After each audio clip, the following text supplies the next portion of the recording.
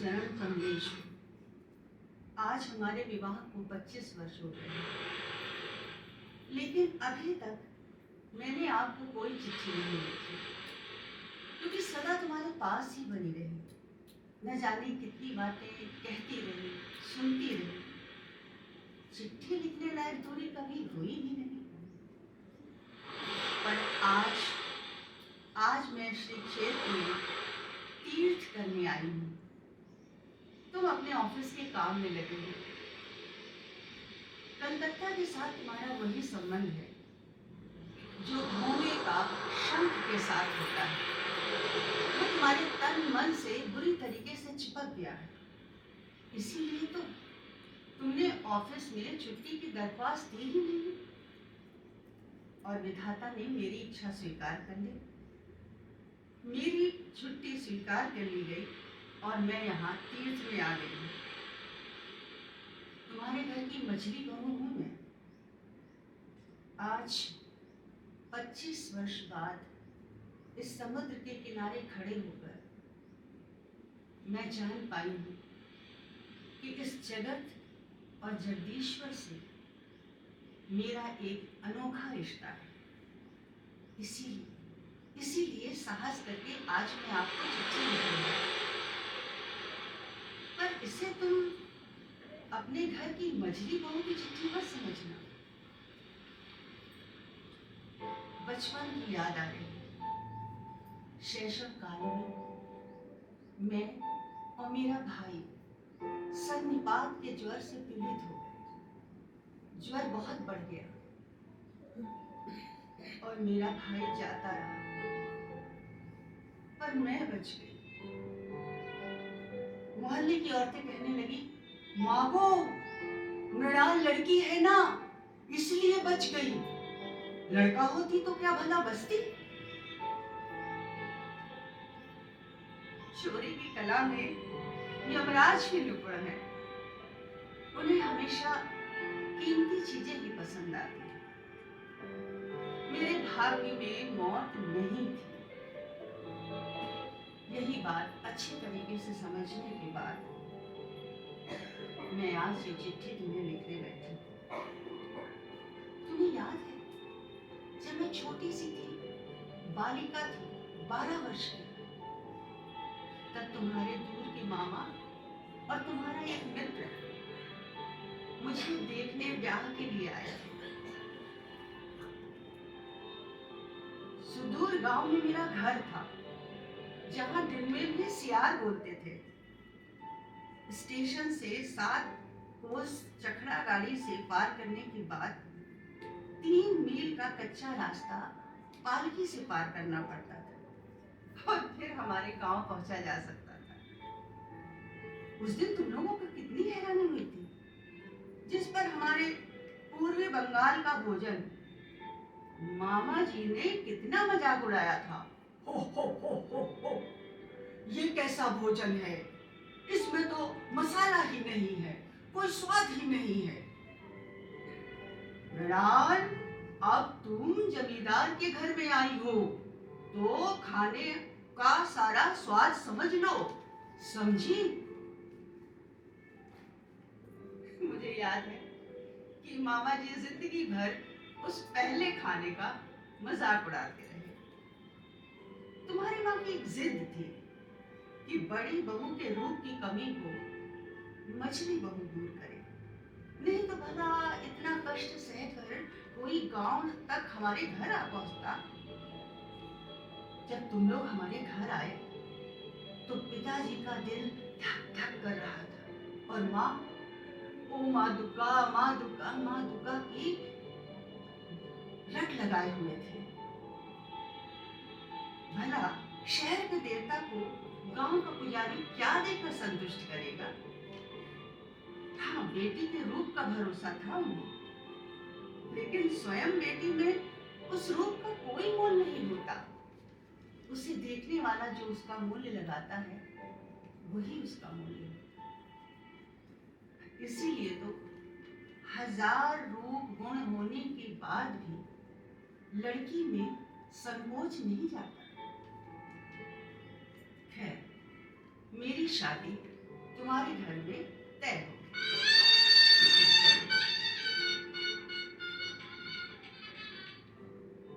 अपने अपने करुण स्वर में संपूर्ण आकाश को कबाती हुई शहनाई गूंज उठी। मैं ब्याह करके तुम लोगों के घर आ गई और घर में सारी औरतों ने सबसे पहले क्रमबद्ध तरीके से मेरे गुण और दोष का पूरा ब्यौरा बनाया। लेकिन उन लोगों को एक बात तो माननी पड़ी कि बहू सुंदर तो है। इसे सुनकर मेरी जेठानी का चेहरा उतर गया। वो थोड़ा रंग रूप से कम थी, लेकिन फिर मैंने सोचा कि मुझे रूप की जरूरत ही क्या है। रूप नामक वस्तु को अगर किसी त्रिपुंडी पंडित ने मिट्टी से गढ़ा हो तो उसका स्वागत हो, आदर हो, लेकिन उसे विधाता ने केवल अपने आनंद के लिए निर्मित किया है। इसीलिए तुम्हारे धर्म के संसार में उसका कोई मूल्य नहीं। मैं रूपवती हूँ, इस बात को तुम लोगों को भी भूलने में ज्यादा दिन नहीं लगे थे। लेकिन हाँ, मुझ में बुद्धि है। ये बात तुम लोगों को पग पग पर याद करनी पड़ती थी, और मेरी ये बुद्धि इतनी प्रकट, इतनी स्वाभाविक थी कि तुम लोगों की घर गृहस्थी में इतना समय काट देने के बाद भी वो आज भी टिकी हुई है। पर मेरी माँ इस बुद्धि से बड़ी परेशान हुआ करती थी। वो कहती थी, नारी के लिए तो बुद्धि बला ही है। बाधाओं को मानकर चलना जिसका काम है, वो यदि बुद्धि को मान के चलना सीख ले, तब तो उसके जीवन में कठिनाई ही कठिनाई है। उसका सर तो फूटेगा ही। लेकिन ये बताओ कि मैं क्या करूं? तुम लोगों के घर की बहू को जितनी बुद्धि की जरूरत थी, विधाता ने लापरवाही में उससे बहुत ज्यादा बुद्धि मुझे दे दी थी। अब बताओ तो, मैं उसे किसे लौटाऊं? क्या करूं? तुम लोग दिन भर मुझे पुरखिन कह के गालियां दिया करते थे, पर अक्षम को कड़ी बात कहने से ही सांत्वना मिलती है। इसलिए मैंने तुम सबको क्षमा कर दिया। अच्छा, तुम्हारी घर गृहस्थी से बाहर मेरी एक और आदत थी। मैं कविताएं लिखती थी।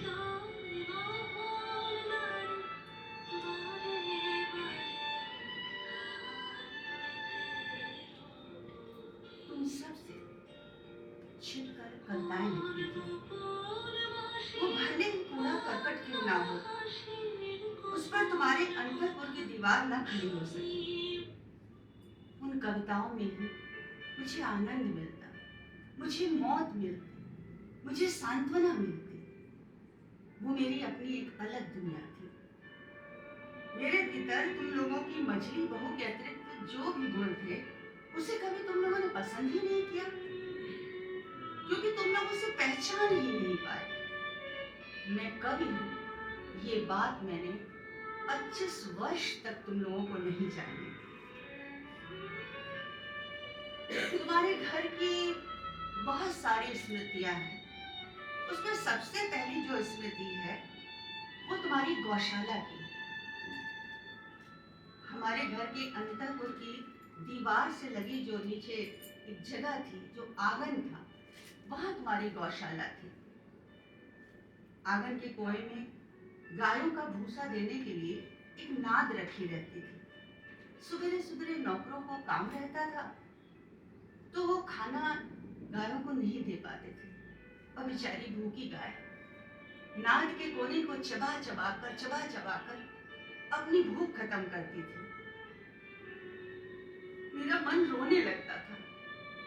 मैं गवई गांव की बेटी जिस दिन पहली बार तुम्हारे घर आई, तो उस बड़े से शहर में वो 2 गाय और 3 बछड़ा ही मुझे सबसे अधिक आत्मीय लगे, अपने लगे।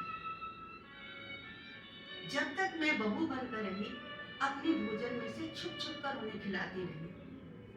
और जब मैं बड़ी हो गई तो मेरा उनके प्रति स्नेह प्रत्यक्ष दिखने लगा। मेरे साथ जिनका हंसी मजाक का संबंध था, वो तो मेरे गोत्र पर भी संदेह करते थे कि मैं ब्राह्मण घर की हूँ या नहीं।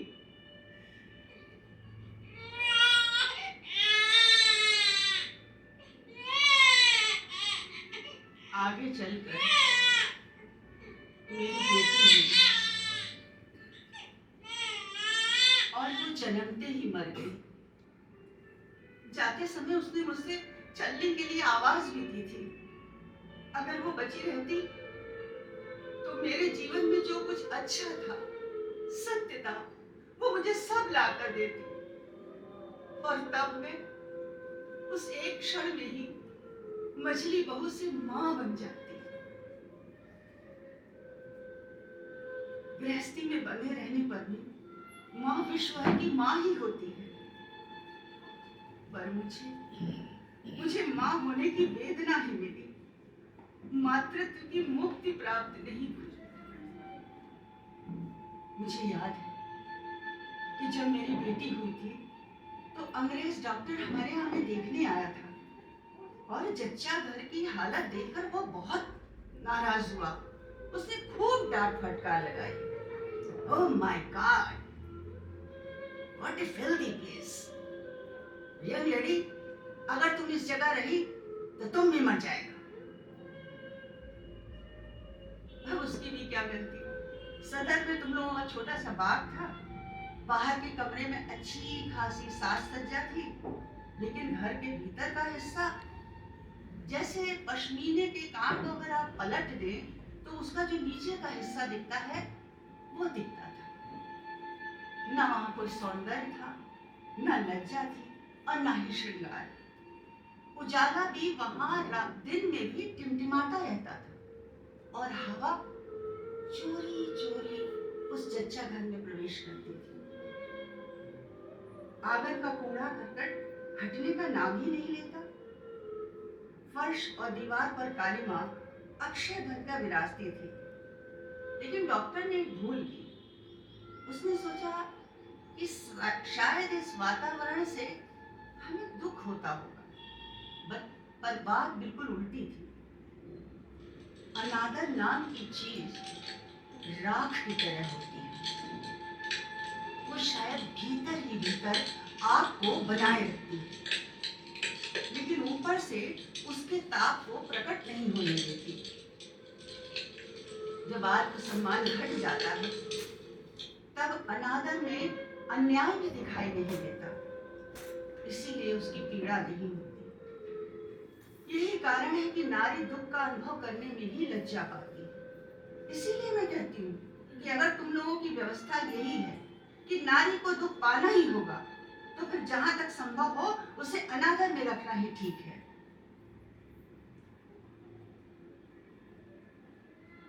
मैं अपनी बेटी की बात कर रही थी। मेरी बेटी संध्या तारा की तरह क्षण भर के लिए उदित हुई और फिर अस्त हो गई। और मैं फिर से अपने दैनिक काम में, अपने गाय बछड़ों में लग गई। इसी तरह मेरा जीवन धीरे धीरे शायद अंत तक पहुंच ही जाता। मुझे आज ये चिट्ठी लिखने की जरूरत ही नहीं पड़ती। लेकिन कभी कभी हवा एक मामूली सा छोटा सा बीज उड़ा कर ले आती है। पक्के दालान में पीपल का अंकुर फूट पड़ता है और होते होते उसी से लकड़ी पत्थर की छाती विदीर्ण होने लगती है।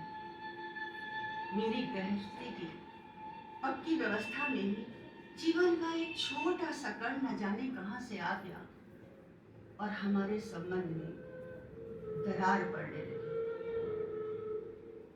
हुआ ये कि मेरी जेठानी की विधवा माँ की जब मृत्यु हो गई तो उनकी छोटी बहन अपनी बड़ी दीदी के यहाँ आश्रय लेने आ गई। वो अपने चचेरे भाइयों के अत्याचार से परेशान थी। उसने अपनी दीदी के यहाँ आकर आश्रय लिया। तब तुम लोगों ने सोचा ये कहाँ की बला आ गई? आग लगे मेरे स्वभाव को। मैं करती ही तो करती क्या? देखा कि तुम लोग मन ही मन खींच उठे हो, तो उस निराश्रिता लड़की को घेर कर मेरा संपूर्ण मन जैसे कमर कस के खड़ा हो गया। पराए घर में पराए लोगों की अनिच्छा होते हुए आश्रय लेना कितना बड़ा अपमान है। और ये अपमान भी जिससे विवश होकर स्वीकारना हो, तो क्या उसे धक्का देके कोने में डाल दिया जाता है? बाद में मैंने अपनी बड़ी जेठानी की दशा देखी। वो उसने अपनी गहरी संवेदना के चलते अपनी बहन को बुला तो लिया था, लेकिन जब उसने देखा कि इसमें उसके पति की इच्छा नहीं है, तो उन्होंने ऐसा भाव दिखाना शुरू कर दिया कि मानो उन पर कोई बला आके पड़ गई है, मानो जैसे ये बला किसी तरह दूर हो तो उनकी जान बची। उनमें इतना साहस ना हुआ कि वे अपनी अनाथ बहन के प्रति स्नेह को प्रकट कर पाते। वो पतिव्रता जो थी, उनका ये संकट देखकर मेरा मन और भी दुखी हो गया।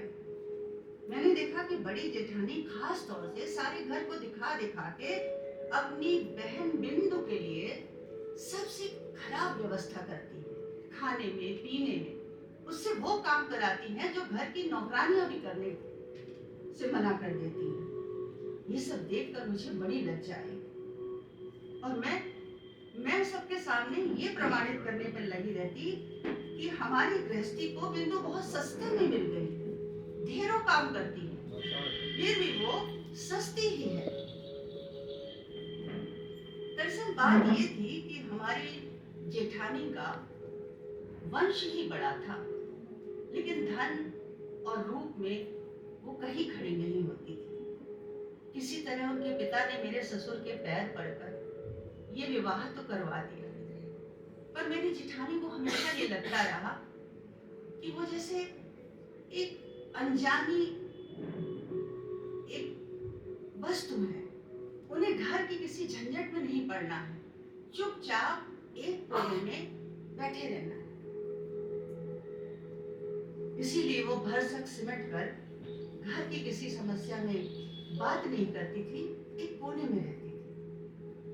लेकिन उनके इस प्रशंसनीय उदाहरण से हम लोगों को बड़ी कठिनाई होती थी। मैं अपने आप को हर तरीके से इतना छोटा नहीं बना सकती कि मैं जिस बात को अच्छा समझती हूँ उसे दूसरे की खुशी के लिए मैं बुरा समझूं, ना। और इस बात के बहुत सारे प्रमाण तुम्हें भी मिल चुके थे। तो बिंदु को मैं घसीट कर अपने कमरे में ले आई। मेरी जीजी कहने लगी, मछली बहू की घर की गरीब बेटी का दिमाग खराब कर डालेगी क्या?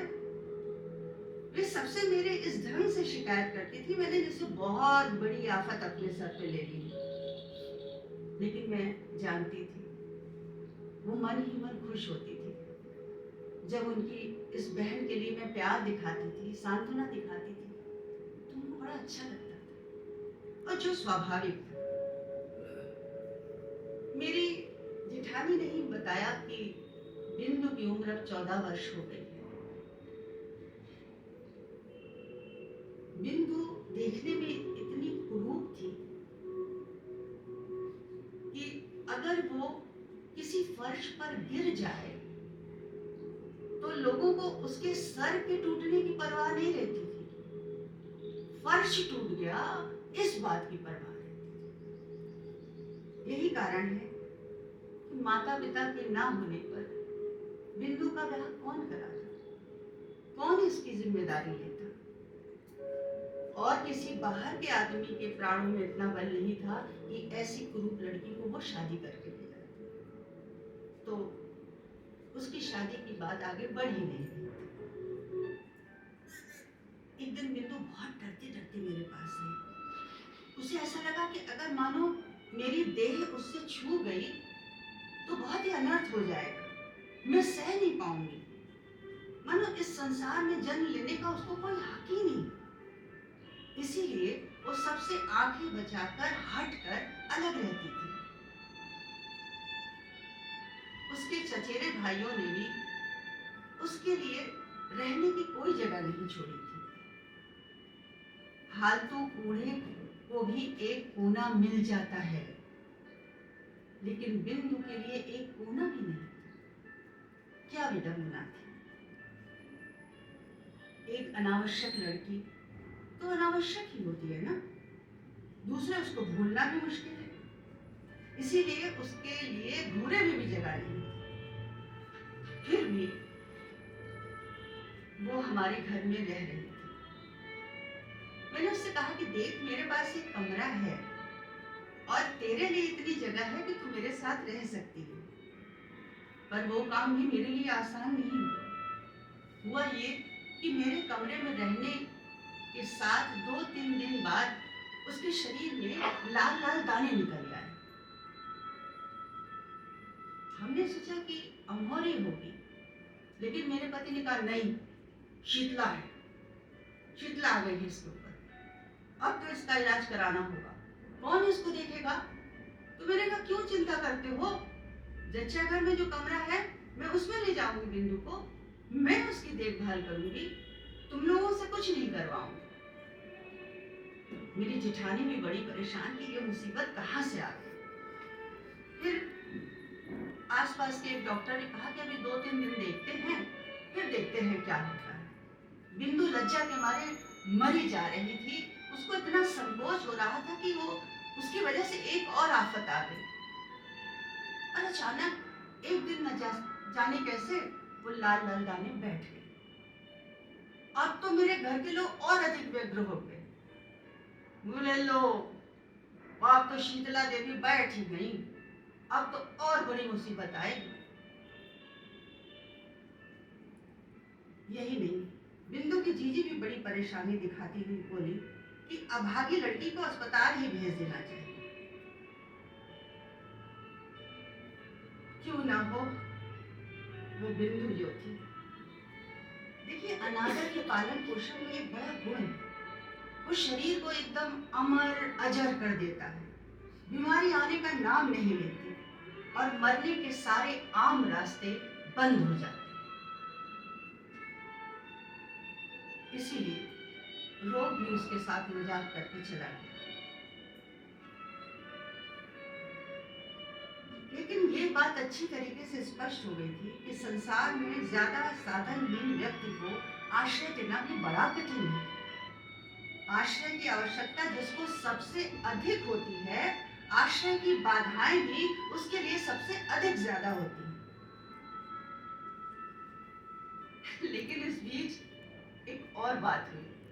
हुआ ये कि बिंदु के मन में मेरे प्रति जो भय था वो खत्म हो गया और उसको एक उपग्रह ने पकड़ लिया। वो मुझे इतना प्यार करने लगी कि उसके प्यार को देखकर मुझे डर लगने लगा। स्नेह की ऐसी मूर्ति तो मैंने कभी देखी ही नहीं थी। हाँ, पुस्तकों में पढ़ा अवश्य था कि स्त्री पुरुष के बीच में इस तरह का संबंध होता है। बहुत दिनों से ऐसी कोई घटना भी नहीं हो रही थी कि मुझे अपने रूप की बात याद आ रही, लेकिन वो कुरूप स्त्री, वो तो मेरे रूप के पीछे ही पड़ गई। दिन रात मेरा मुंह देखती रहती थी, उसकी आंखों की जैसे प्यास ही नहीं बुझती थी। कहती थी, दीदी आपका ये रूप मैं ही देख पाती हूँ और कोई नहीं देख सकता। जिस दिन मैं अपना केश स्वयं मान लेती, उस दिन बहुत नाराज होती। मेरे केशों का भार लेके उसको हिलाने डुलाने में बड़ा मजा आता था। यूं तो मैं कहीं बाहर नहीं जाती थी, लेकिन अगर कहीं जाती थी ना, तो ये जिद करती थी कि आपका श्रृंगार मैं करूंगी, और मुझे सजाती और देखती और फिर बड़ी खुश होती। बिंदु के इस स्नेह के दुसह वेग ने मुझे अधीर कर दिया था। मैं ये मानती हूँ कि कभी कभी मुझे गुस्सा आ जाता है, लेकिन उसके स्नेह में मैंने अपना एक ऐसा रूप देखा जो जीवन में मैंने पहले कभी नहीं देखा था, और वही मेरा मुख्य स्वरूप था। इधर मैं बिंदु जैसी लड़की को इतना प्यार करती हूँ, इस बात से तुम लोग बहुत नाराज रहने लगे थे। और कोई भी बात होती तो उसका दोष बिंदु पे दे देते। जैसे एक दिन मेरा बाजू बंद चोरी हो गया, तो तुम लोगों ने कहा हो ना हो, बिंदु नहीं चुराया है, इस चोरी में किसी न किसी तरह बिंदु का हाथ है। उन दिनों स्वदेशी आंदोलनों में भी घर की तलाशियां हो रही थी, तो तुम लोग अनायास ही संदेह कर बैठे, जरूर जरूर बिंदु पुलिस द्वारा रखी गई स्त्री गुप्तचर है। इसका कोई प्रमाण नहीं था, प्रमाण था तो इतना कि वो बेचारी अनाथ लड़की थी, उसे घर में वो सब काम कराए जाते जो एक नौकरानियां भी करने में लज्जा समझती थी, लेकिन बिंदु हंसते हंसते सारे काम कर देती थी। मैंने बिंदु को अपने बहुत सारे अच्छे कपड़े पहनने को दे दिए, तो इस पर तुम नाराज हो गए और क्रोधित होकर तुमने मेरे हाथ खर्च के पैसे बंद कर दिए। मैं भी जिद दी, मैंने भी सोचा मैं मोटा छोटा कैसा भी कपड़ा पहनूंगी, लेकिन बिंदु का साथ नहीं छोड़ूंगी। जो जो मेरा स्नेह बिंदु के प्रति बढ़ता जा रहा था, त्यों त्यों तुम लोगों का क्रोध मेरे प्रति बढ़ता जा रहा था, और उसी के साथ बिंदु की आयु बढ़ रही थी। जब तुम लोग बिंदु को घर से किसी भी तरीके से नहीं निकाल सके, तो तुम लोगों ने प्रजापति का सहारा लिया और बिंदु का विवाह तय कर दिया। बड़ी जेठानी बोली, चलो जान बची, माँ काली ने अपने वंश की लाज रख ली। वर कैसा था मैं नहीं जानती, तुम लोगों से सुना था कि सब मामले में अच्छा ही है, किंतु बिंदु मेरे पैरों में लिपट कर रोने लगी। बोली, जिज्जी क्यों मेरा ब्याह कर रही हो, क्यों भला? मैंने उसको समझाते हुए कहा, बिंदु डर मत, सुना है तेरा वर बहुत अच्छा है, अगर अच्छा है तो मुझे देखने क्यों नहीं आया? लेकिन वर वालों ने तो बिंदु को देखना भी उचित नहीं समझा, और उसकी बहन यानी हमारी जेठानी इस बात से भी बड़ी निश्चिंत हो गई कि चलो एक ये भी बला टली। बिंदु दिन रात रोती रहती, चुप रहने का नाम ही नहीं लेती। उसको क्या कष्ट है ये मैं जानती थी। बिंदु के लिए मैंने घर में बहुत बार झगड़े, लेकिन अब घर वालों से मैं ये तो नहीं कह सकती थी ना कि बिंदु का ब्याह रोक दो। अगर मैं किसी दिन मर जाती तो बिंदु को फिर कौन देखता?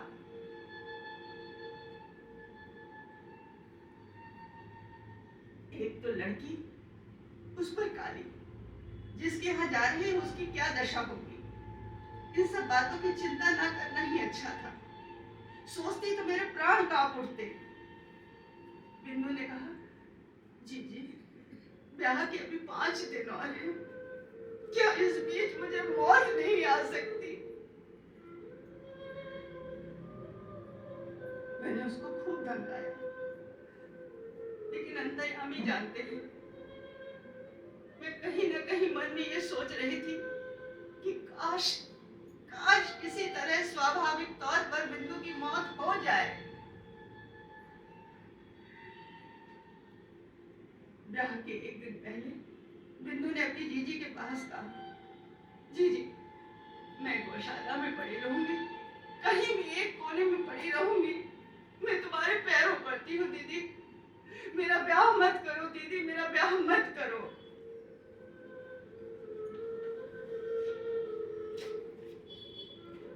कुछ दिनों से मैं देख रही थी कि जीजी की आंखों से भी आंसू झर रहे थे, उस दिन भी झरने लगे। लेकिन सिर्फ हृदय ही तो नहीं होता ना, शास्त्र भी तो है। उन्होंने कहा, बिंदु जानती नहीं, स्त्री की गति मुक्ति सब कुछ उसका पति ही है। अगर तेरे भाग्य में दुख लिखा है तो उसे कोई नहीं मिटा सकता। असल बात तो ये है कि कहीं कोई रास्ता ही नहीं था। बिंदु को ब्याह तो करना पड़ेगा, फिर चाहे जो हो सो हो। फिर भी मैं चाहती थी कि बिंदु का ब्याह हमारे घर से हो, लेकिन उन्होंने कहा नहीं, वर पक्ष की ये शर्त है कि ब्याह उनके घर से ही होगा। मैं जानती थी कि तुम लोग बिंदु के ब्याह पर पैसा नहीं खर्च करना चाहते। मैं क्या कर सकती थी? जो कर सकती थी मैंने किया। जो भी कहा, मेरे पास थोड़े बहुत गहने थे। बिंदु का श्रृंगार करते समय मैंने उसे सजाकर वो गहने उसे दे दिए और सोचा कि काश जाते समय उसकी बहन एक बार उसे देखे तो। लेकिन गजब, बहन ने अपनी छोटी बहन की तरफ निगाह उठा कर भी नहीं, और बिंदु चली गई। जाते समय वो लिपट कर मुझसे रोई, तो क्या जीजी तुमने मेरा हमेशा के लिए त्याग कर दिया? नहीं बिंदु, तू चाहे जैसी हालत में रहे, प्राण रहते मैं तेरी रक्षा करूंगी। मैं हूं ना। बिंदु के ब्याह को 3 दिन बीत गए थे। एक दिन सवेरे जब मैं कोठरी में गई तो देखा कोठरी के एक कोने में बिंदु ऐसे बुड़ी मुड़ी होकर बैठी हुई थी। मुझे देखते ही वो अचानक से मेरा पैर पकड़कर रोने लगी। उसने बताया कि उसका पति पागल है। सच कह रही है बिंदु? हाँ जीजी, क्या मैं तुमसे इतना बड़ा झूठ बोलूंगी? वो पागल है। इस विवाह में मेरे ससुर की कोई सहमति नहीं थी, लेकिन मेरी सास से वो यमराज की तरह डरते थे और ब्याह के पहले ही काशी चल दिए थे। सास ने जिद में अपने पागल लड़के की शादी मुझसे कर दी। मैं वही कोयले के ढेर पर बैठ गई। स्त्री पर स्त्री को दया नहीं आती। कहती है लड़की थोड़ी ना, लड़का है, पागल हुआ तो क्या है, तो पति। ये क्या बात हुई भला? वैसे देखने में बिंदु का पति इतना पागल नहीं लगता था, लेकिन कभी कभी उसे उन्माद चढ़ता था तो फिर उसे कमरे में बंद करके ताला लगाना पड़ता था। ब्याह की रात वो ठीक था, लेकिन दूसरी रात में जगते रहने के कारण और दूसरी झंझटों से उसका दिमाग चल उठा। और अगले दिन जब बिंदु दोपहर में पीतल की थाली में खाना खा रही थी तो अचानक से वो तेजी से आया और उसने थाल उठाकर आंगन में फेंक दी। बिंदु डर के मारे कांप रही थी। तीसरी रात को जब उसकी सास ने उससे कहा कि वो अपने पति के साथ कमरे में सोने जाए तो बिंदु के प्राण सूख गए। उसकी सास को जब क्रोध आता था ना तो वो होश में नहीं रहती थी। वो भी पागल थी, लेकिन हाँ अपने लड़के से कम पागल थी। और ऐसे लोग ज्यादा खतरनाक होते हैं। अंत में बिंदु को अपने पति के कमरे में जाना ही पड़ा, लेकिन ये अच्छा था कि उस दिन उसके पति का मिजाज अच्छा था। डर के मारे बिंदु का शरीर पत्थर का हो गया और फिर जैसे ही उसका पति सोया वो किसी तरीके से वहां से भागकर दौड़ती दौड़ती हमारे घर तक आ गई। बिंदु की सारी बातें जानने के बाद घृणा और क्रोध से मेरा शरीर जलने लगा था। मैंने कहा धोखे से इस तरह ब्याह करना ब्याह नहीं कहलाएगा। बिंदु तू जैसे मेरे साथ पहले रहती थी अब भी रहे, देखो तो तुझे कौन क्या कहता है। तुम लोगों ने कहा बिंदु झूठ बोलती है। मैंने कहा कभी नहीं, बिंदु कभी झूठ नहीं बोलती। तुमने कहा तुम्हें कैसे मालूम? मैंने कहा मैं उसे अच्छी तरह जानती हूँ। तुम लोगों ने फिर मुझे डर दिखाया कि अगर बिंदु के ससुराल वालों ने पुलिस केस कर दिया तो तब हम आफत में पड़ जाएंगे। समझ क्यों नहीं रही हो? मैंने कहा क्यों? क्या अदालत ये बात नहीं सुनेगी कि उसका ब्याह धोखे से एक पागल आदमी के साथ कर दिया गया है? तुमने कहा तो क्या उसके लिए हम अदालत जाएंगे? हमें ऐसी क्या गर्ज है? मैंने कहा लेकिन मुझसे जो बन पड़ेगा मैं उसके लिए करूंगी। तुम लोगों ने कहा अच्छा, तो क्या अब तुम वकील के पीछे पीछे दौड़ोगी? अब इस बात का मैं क्या जवाब देती? सर पकड़ के बैठ गई। इधर बिंदु के ससुराल से उसके जेठ ने आकर खूब हंगामा काटा, कहा थाने में रिपोर्ट कर दूंगा। मुझमें भी न जाने क्या शक्ति आई। मैंने कहा कि ठीक है, करने दो थाने में रिपोर्ट, देखते हैं क्या होता है। ये मैं कहकर मैंने सोचा कि मैं बिंदु को अपने कमरे में ले जाकर दरवाजा बंद करके बैठ जाऊंगी और किसी को यहाँ नहीं आने दूंगी। लेकिन जब मैंने घूम कर बिंदु को ढूंढा तो देखा वो वहां नहीं। जिस समय हमारी बहस चल रही थी उस समय उसने अपने जेठ के सामने आत्मसमर्पण कर दिया और वापस उस नरक में चली गई। वो जान रही थी कि अगर वो उस घर में रहेगी तो मैं बड़ी मुसीबत में पड़ जाऊंगी। इसके बाद बिंदु एक बार फिर भाग कर आई और फिर वो वहीं पहुंचा दी गई। तीसरी बार वो हमारे पास नहीं आई, वो अपने चचेरे भाइयों के घर में गई। लेकिन उन लोगों ने भी उसके जेठ को बुलाकर उसे वापस सौंप दिया। मैं ये जान गई थी कि बिंदु मर ही भले ही जाए, लेकिन वो अब हमारे घर में लौट कर नहीं आएगी। लेकिन मैंने तो ब्याह के पहले उसे ये आशा दिलाई थी ना कि मैं तेरी रक्षा करूंगी, प्राण रहते तेरा साथ नहीं छोड़ूंगी। तो कलकत्ते में मेरा एक भाई था, छोटा भाई शरद, वो कॉलेज में ही पढ़ता था। एक दिन मैंने उसे बुलावा भेजा और कहा, शरद जैसे भी हो बिंदु की खबर पाने का इंतजाम तुझे ही करना है। वो मुझे चिट्ठी नहीं लिख पाएगी और वहां से कोई चिट्ठी मुझ तक पहुंचने भी नहीं देगा। तो शरद से मैं जिस समय बात कर रही थी तुम आकर अचानक से कमरे में खड़े हो गए। तुमने कहा, ये क्या खेड़ा कर रही हो? मैंने कहा, वही जो शुरू से करती आई हूं, जब से तुम्हारे घर आई। लेकिन नहीं, वो तो तुम लोगों की कीर्ति है। तुमने कहा, अच्छा तो क्या तुमने बिंदु को कहीं छुपा रखा है? मैंने कहा, देखो बिंदु अब यहाँ नहीं आएगी और अगर आएगी तो मैं उसे छिपा कर रख ही लेती। तुम्हें डरने की कोई जरूरत नहीं। लेकिन शरद को मेरे पास देखकर तुम्हारा संदेह बढ़ गया था। मैं जानती थी कि शरद का यहाँ आना तुम लोगों को पसंद नहीं आता है। तुम्हें डर है कि उस पर पुलिस की निगरानी है और अगर किसी राजनैतिक मामले में शरद फंस गया तो उसकी आंच तुम पर भी आए।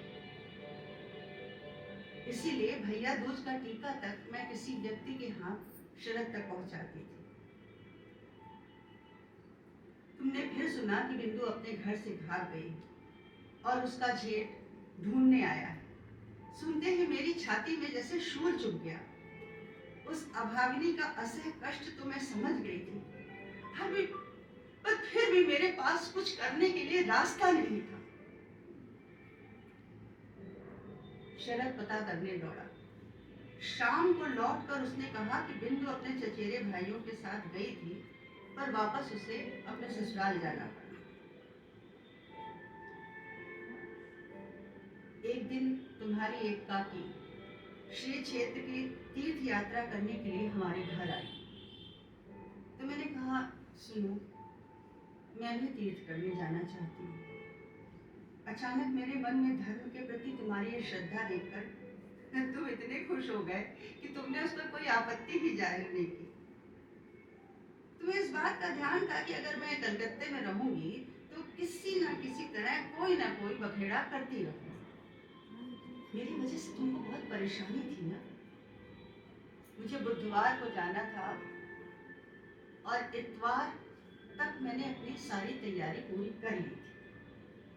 मैंने शरद को बुलाया और कहा कि देख शरद, जैसे भी हो बुधवार को पुरी जाने वाली गाड़ी में तू बिंदु को चढ़ा देना। शरद का चेहरा खिल उठा, बोला, डर की कोई बात नहीं जीजी, मैं उसे गाड़ी में बिठाकर पुरी तक चला आऊंगा और इसी बहाने जगन्नाथ जी के दर्शन भी कर लूंगा। उसी शाम शरद फिर आया। पर उसका चेहरा देखते ही मेरा दिल बैठ गया। मैंने पूछा, क्या बात है शरद? फिर लगा शायद कोई रास्ता न निकला हो। मैंने कहा, क्या हुआ? क्या तू उसे राजी नहीं कर पाया? तो उसने कहा, नहीं, अब उसकी कोई जरूरत नहीं। कल रात उसने अपने कपड़ों में आग लगाकर जान ली। उस घर के जिस भतीजे से मैंने मेल बढ़ा रखा था, उसी से ये खबर मिली। तुम्हारे नाम की एक चिट्ठी, जली हुई चिट्ठी उसके हाथ में थी। वो चिट्ठी भी तुम तक नहीं पहुंच सकी।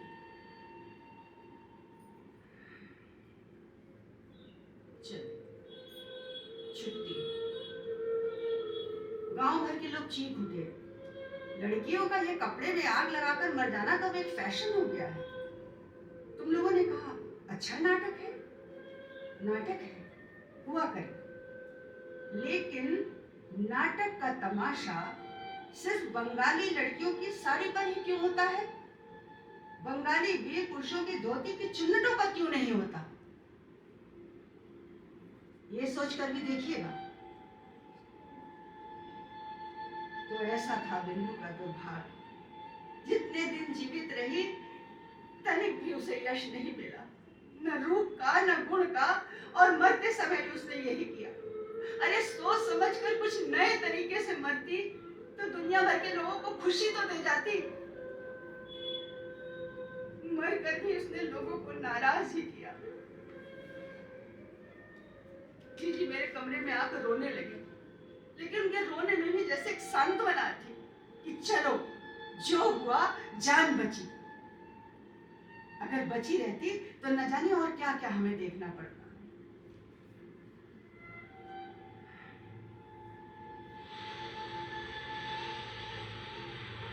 मैं तीर्थ में आ गई हूँ। बिंदु के आने की जरूरत ही न रही, लेकिन मुझे उसकी जरूरत थी। सुनो सुनो, मैं अब माखन बडाल की गली के तुम्हारे उस 27 नंबर वाले घर में अब लौट कर नहीं आऊंगी। मैं बिंदु को देख चुकी हूँ। उस संसार में नारी का सच्चा परिचय क्या है, ये भी मैं पा चुकी हूँ। और अब मुझे तुम्हारी कोई जरूरत नहीं।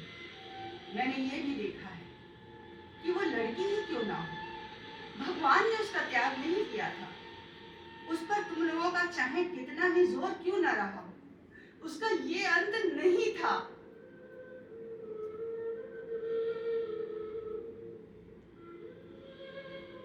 वो अपने अभागे जीवन में बहुत बड़ी थी।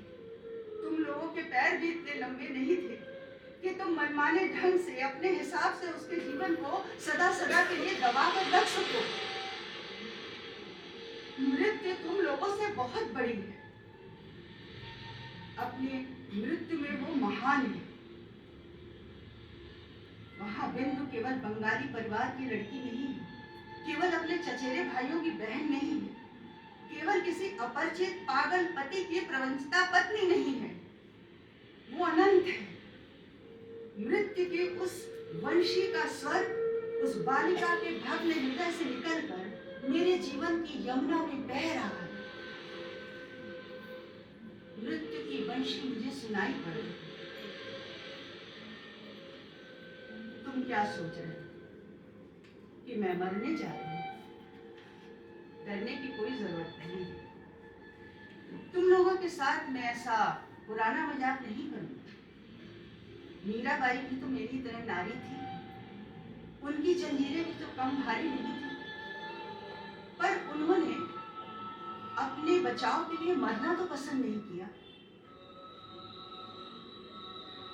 मीराबाई ने अपने गीत में कहा था, बाप छोड़े माँ छोड़े, जहां कहीं जो भी कुछ हो सब छोड़ दे। लेकिन मीरा की लगन वही रही। प्रभु, अब जो होना है सो, वो लगन ही तो जीवन है। मैं अभी जीवित रहूंगी। मैं बच गई। तुम उन लोगों के चरणों के आश्रय से छूटी हुई मृणाल